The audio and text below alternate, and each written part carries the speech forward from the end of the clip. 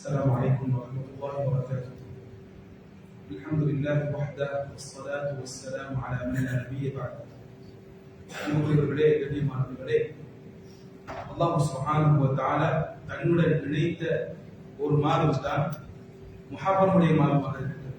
ரசூல் ஸல்லல்லாஹு அலைஹி வஸல்லம் சொன்னார்கள், முஹர்ரம் ஷஹ்ருல்லாஹ், முஹர்ரம் மாதம் அல்லாஹ்வின் மாதம் என்று ரசூல் ஸல்லல்லாஹு அலைஹி வஸல்லம் சொன்னார்கள். எல்லா மாதங்களும் அல்லாஹ் உலகத்திலே வைத்த மாதங்கள் தான். ஆனால் ஏனென்றால் முஹர்ரம் அல்லாஹ்வுடைய மாதம் என்று சொல்லப்பட்டிருக்கிறது. இதிலே பல நல்ல அமல்களும் நல்ல காரியங்களும் நடந்திருக்கின்றன.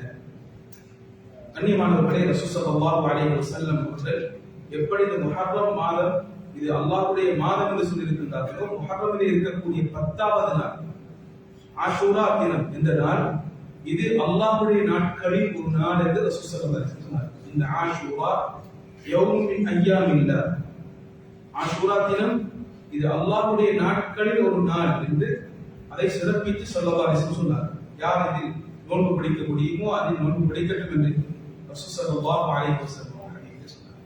இந்த மாதத்திலே நடந்த நல்ல நிகழ்வுகள் இருக்கின்றன. அதில் மிக முக்கியமாக வரக்கூடிய சஹீஹான ஹதீஸிலே வந்த ஒரு நிகழ்வு தான் அல்லாஹ் சுப்ஹானஹு வ தஆலா மூசா அலைஹிஸ்ஸலாம் அவர்களை பாதுகாத்து ஃபிரௌனை அழித்த ஒரு நாள் தான் இந்த ஆஷூராவுடைய தினமாக இருக்கிறது. ரசூல் ஸல்லல்லாஹு அலைஹி வஸல்லம் அவர்கள் மதீனாவுக்கு வந்தார்கள். யகூதிகள் நோன்பு பிடித்திருந்தார்கள்.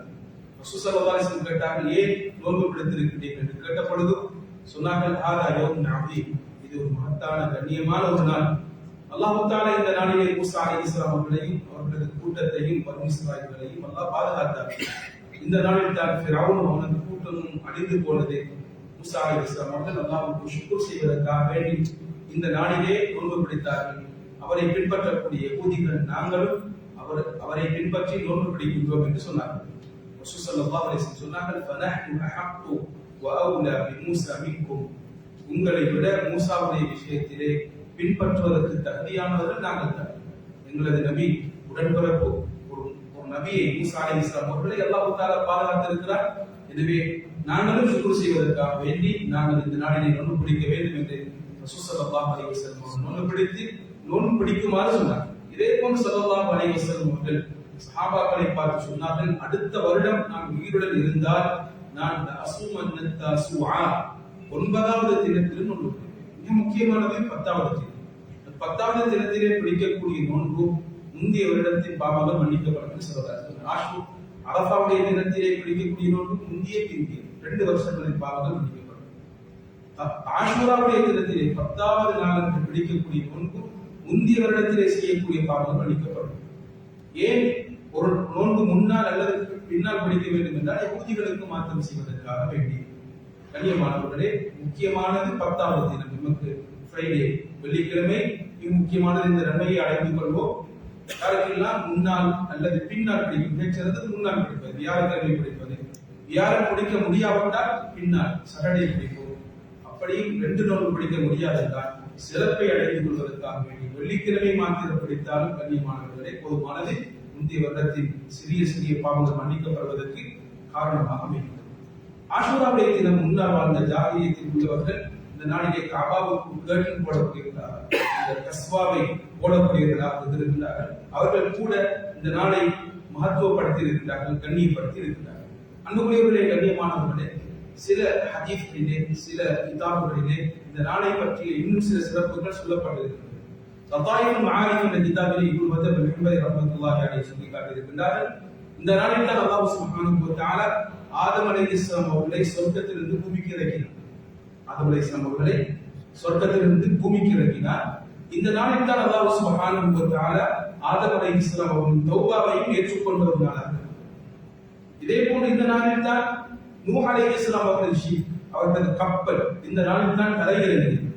கதாதா ரஹ்மத்துல்லாஹி சொல்லி காட்டுகிறார்கள், நூஹ் அலைஹிஸ்ஸலாம் அவர்களின் கப்பல் ரஜபுடைய மாதம் 10வது தினத்திலே, ரஜப் 10லே அந்த கப்பல் பயணத்தை ஆரம்பித்தது. அந்த கப்பல் பயணத்தை முஹர்ரமுடைய 10வது தினத்திலே முடித்தது என்ற கருத்தை இப்னு ரஜப் ரஹ்மத்துல்லாஹி அலைஹி அவர்கள் பதிவு செய்திருக்கிறார். இதே போன்று அல்லாஹ் சுப்ஹானஹு வ தஆலா இந்த நாளிலே விசேஷமாக தௌபாவை ஏற்றுக்கொள்ளக்கூடிய நாள் என்று கூட சில கிதாபுகளிலே எழுதப்பட்டிருக்கின்றது. விசேஷமாக இந்த நாள் கண்ணியமானவர்களே சதகா செய்ய வேண்டிய ஒரு நாளாக சதகாவை பற்றி இந்த நாளிலே சொல்லப்பட்டிருக்கின்றது. இந்த நாளிலே செய்யக்கூடிய சதகாவை பற்றி அப்துல்லா அப்துல் நாசர் நாம் சொல்லி காட்டுகிறார். யார் ஆஷுரா தினத்தில் நோன்பு பிடிப்பாரோ ஒரு வருடமும் பிடித்த நோன்புக்கு சமனானது. யார் இந்த நாளிலே சதகா செய்வாரோ வருடம் முழுக்க சதகா செய்த நன்மை கிடைக்கும். விசேஷமாக ஆஷுரா தினத்திலே யார் வளமைக்கு மாற்றமாக தன் குடும்பத்துக்கு செலவு செய்வார்களோ அந்த வருடம் முழுக்க பரக்கத் கிடைக்கும் என்று அறிவிக்கப்பட்டிருக்கு.